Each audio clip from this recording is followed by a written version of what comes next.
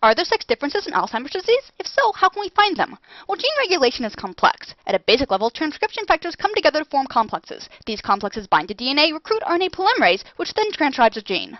Of course, some genes also code transcription factors, which then form complexes of their own and regulate other genes. In many ways, cells are like little computers running transcriptional programs that will determine the state of a cell. Sometimes something goes wrong in the cell's programming. But how can we learn and debug the transcriptional programs of a cell? Well, let's go back to school. At school, there are teachers and students. A teacher may do a poor job communicating with students, resulting in a poor student performance. Or he may be an excellent teacher with all his students passing their exams. On the other hand, the teacher may be teaching effectively, but some students may not be paying attention. In message passing terminology, we can say that the teacher is responsible for teaching, but the students must also be available to learn. Of course, no teacher interacts with every student, and no student has a class with every teacher. But we can look at students' grades and determine if failure to learn was because a single teacher did not fulfill his responsibilities, or if an individual student simply did not make himself available to learn.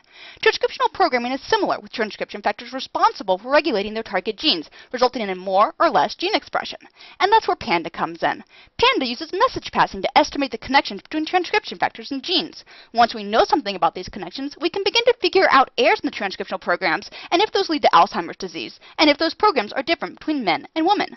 Starting with gene expression data, we used PANDA to estimate transcriptional networks for men and women, both with and without Alzheimer's. We then looked for changes and found something interesting. Although energy metabolism genes are expressed at higher levels in normal females compared to males, there was no sex difference in Alzheimer's disease. However, in the transcriptional programs, we saw increased targeting of these genes in females and a decrease in males.